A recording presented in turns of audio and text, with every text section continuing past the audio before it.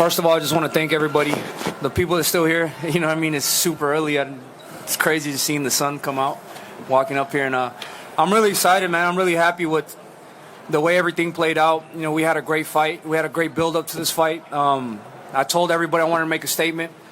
I told everybody I was going to steal the show this Saturday, and I think I did that. You know what I mean? There's a great card from top to bottom. You know what I mean? And Anthony Yarde came in there. He came to go to war. But I told him this is Monstros World. Nobody can mess with me. So I'm really happy. I'm really excited with everything, and I'm happy that Turkey Al-Sheikh invited me out here to get a fight with Riyadh Season, and I'm definitely looking to come back here and fight with Riyadh Season ring card in the future. David, FightHub.com here. Congratulations first and foremost. Would you look at people next to try and be able to spin all the rumours true that Ramirez could be a possibility in 2026? Which one would you prefer to look at? So I wanted to fight Bivol for this fight. I was the #1 contender to fight for the WBC title. That's why I have the WBC title, because he relinquished it and he wasn't ready to fight.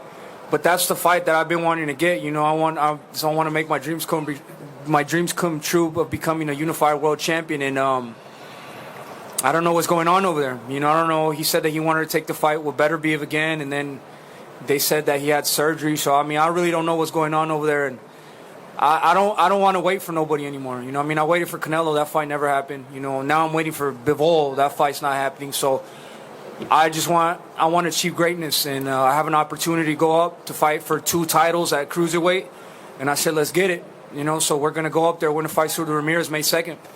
There's a possibility of win there. Fight the Australian Joel Pataya? Yeah, I mean, that's what I'm here for. I'm here to prove myself. Everybody always says that I can't do this, I can't do that. I'm ducking this person, I'm ducking that person. But when I go in there and get the victory, it's always the same thing. You know what I mean? I just want to prove myself as a fighter. This is what I'm here for. You know, I'm here to prove the doubters wrong and to go in there and win as much titles as I can. And I want to be like the greats of this sport. I want to be in the same conversation as Usyk, Terrence Crawford, all those guys. And I still have a long time. I'm 28 years old, and I just want to achieve greatness.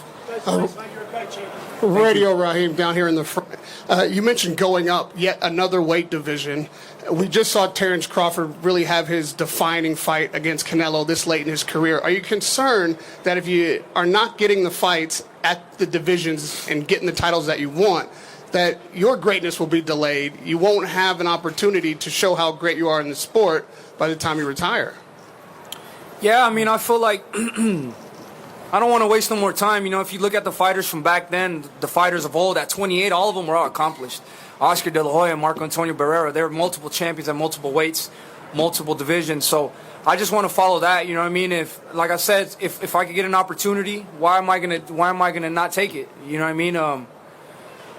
I didn't get the opportunity at 168. Now I'm not getting the opportunity at 175. So, you know, like, I hear a lot of people talking, saying this and that, but I'm not waiting for nobody no more. I'm making my own lane, and, you know, I'm going to achieve my greatness one way or another. Are you comfortable going up and down? If you get the fight at 75 and then Bivol becomes available, would you come back down at 68? Yeah, that's exactly what I want to do. You know what I mean? I want to be double champ. I want to be champ at both weight classes. I haven't seen, well, I mean, Terrence Crawford's doing that right now. I mean, I don't know how much other people are doing that, but like I said, I want to be in the same conversation with those guys, but I definitely will come down at 175 and take a fight with those guys if it's available. And last one from me, about tonight's fight. It looked from the outside anyway, like there wasn't much on Yarde's punches. Can you talk about his power, and was it frustrating? It looked like you may have been a little bit frustrated trying to get the knockout earlier. I mean, I was working behind my jab. I didn't feel no power, to be honest with you, and I don't really feel power from anybody. I think I have a good chin. You know what I mean? I think it's safe to say that I have a good chin. You know, we do the workouts necessary to strengthen up our neck and our chin and all that. So I have a good chin. I seen an opportunity for the overhand right, and I was trying to go for that too early. And then I kind of caught myself. I said, you know what, let's go back to the jab. And then once I started going back to the jab, I established the jab in the first couple rounds, and I tried to get the knockout in the 4th, 5th. And then when I went back to the jab on the last, you know, the late 5th round, 6, 7, that's when everything started opening up more. So, you know, I just let it go. Once I heard him, you know, with the jab, I started opening up more, and, you know, I busted up his nose, and I seen the opportunity. I said, all right, let's go for it. Hey, David. Oh, here, man. Joe Private, who gonna catch these hands? I got two for you. The first one is, in your mind, why do you think the fights that you want, you don't get? Especially, since the timing is right and, like Raheem said, you in the prime of your career. Like, why do you think you're not getting these fights? Because people, it's an easy answer. People, the fighters know that this is the hardest fight on the table.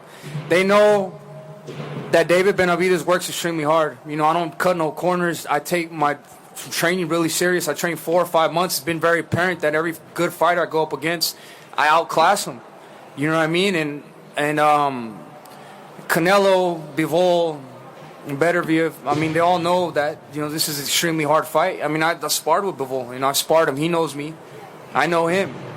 He knows what I could do, and I know what he could do. So he knows that this is not an easy fight. They can say whatever they want to say, but if it was an easy fight, the people would have been took this fight with me. People would have been took me out. People would have been shoved me up. But they know it's not that easy. So, I'm 100% confident in myself. And, at the end of the day, this is boxing. Nothing is 100%. Nothing is guaranteed. But this is why I work so hard. Every fight is a 50-50, and I believe in myself, I believe in my skills, I believe in my chin, and I believe I will prevail against anybody who gets put in that ring with me. Man, last one from me. As a fighter, you got a lot of support, right? But what does it mean to you, to have your dad here, your brother, your wife, your kids, all here ringside watching you accomplish your dreams and do what you love to like? What does that mean to you as a fighter? It pushes me to the next level. It makes me go that much more harder, and that's why I like having my family here every time I go to war, because I see them before I come out, and I can't fail. It's easy to let yourself down, but I'm not gonna let my family down, and that's why I go so hard every single day. And in the fight, once I have them there present with me, there's no stopping me. David, congratulations over here, mate. Congratulations on the win tonight. You look spiteful in there tonight. Really good performance. Was Anthony Yarde tougher than you expected in there? No, I didn't go in there expecting him to not be tough, because he's top 5 light heavyweight in the rankings. So I knew it was going to be hard. You know what I mean? I knew just by looking at his past fights with Kovalev and Benavidez that he's a durable guy and he has power. So for me, I know I'm strong. I know I could go in there and brawl with him, but I had to work behind my jab. And as soon as I established the jab, it started opening everything up. But he's a tough fighter. He didn't want to go down. Even when, I had him hurt in one of the rounds, he came back with a hard shot. Kind of caught me with a nice little shot. So I'm like, okay, let me reset again. But he was everything I expected him to be. Definitely. And I spoke to Abel Sanchez at the beginning of the week, and he reflected on a 15-year-old David Benavidez. Gennady Golovkin. It's a long time ago now, but how do you reflect on the journey from yourself at 15 sparring Golovkin to, a two-weight world champion now? It's been a long, long journey. That was my amateur career. I only have 15 amateur fights, and my amateur career was sparring world champion since I was 14 years old. And I give Gennady Golovkin all the credit he deserves, because he's the reason why I'm the fighter I am today. Because when I was to spar him in there, those were not sparring sessions; they were real fights, and he'd push me to the level. So I'd have to find different ways to block, to get out the way, because he was punchy with everything. So he made me learn more and push my IQ up, just to be in there with him. You know what I mean? And I learned a lot with him. So I give him all the credit. I'm the fighter I am today because of those sparring sessions I had with him. I sparred him from 15 till 19 years old. The last time I sparred him is when he fought Daniel Jacobs. So I learned a lot from that guy. So, hats off to Gennady Golovkin. He's a great man. He's a great champion in and outside the ring. And, I owe him a lot. Thank you. David, just down here. Congrats on the win. There was a nice moment at the end of the fight between you and Anthony, kind of embraced. Are you able to say what you two said to each other? I just told him that I love him. He's a warrior. And thank you for the fight. This is the thing that I feel like other young fighters could, they could learn from this. It doesn't always have to be bad blood. Obviously, in the ring is different. You go to war, but after you guys go to war, you guys could embrace each other. You guys could be brothers after. I think that's what makes the sport of boxing so special. I don't know if you guys caught it, but I think it was like the round 5, round 6. I told him, you wanted to go to war, you wanted to shoot out, right? This is what you want. And he's like, he's bloody, he's super bloody. You know what I mean? But I told everybody, people don't think I'm like that. I showed I'm really like that. Yeah, and obviously you mentioned there how brave and tough Anthony is. Would you like to see him carry on fighting? It's up to him. That's not an answer a question I can answer. It's up to him. He took a lot of punishment tonight. He took a lot of punishment, and at the end of the day, he's been in there 3 times with 3 different world champions, and he takes a lot of punishment. He has a lot of heart, but it's up to him. If he wants to come back, that's an answer. You have to a question you have to ask him. Hi, it's Aisha for Green Diamond Boxing. Felicidades, huge congratulations and well done on your win today. I absolutely loved seeing you with your family, your son and daughter coming as well. It was so nice to see them. You have said that you want to make your children into world champions as well. And you've also mentioned about some trauma that you had when you were doing your own training growing up. How are you going to change that in terms of still making your kids great, but being able to remove that side of the training? I'm not.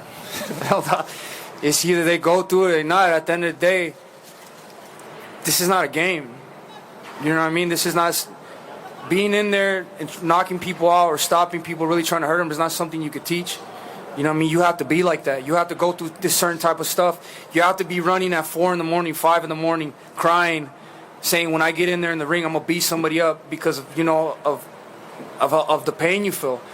This is, this life is not for everybody. You know what I mean? I've told everybody that I'll put my kids through that same training. You know what I mean? Obviously, if they want to go through with it or not, it's their choice. But if I don't put them through the same training and they go in a fight with a fighter like Anthony Yarde, David Moroni, those people, they could get hurt. I'd rather them getting hurt training than them getting hurt in that ring. You know what I mean? That's just the brutal honesty of the sport. Sometimes people get knocked out, and I don't know. It's just something you can't teach. You just have to go through it, and your spirit has to really feel that and become a warrior on its own.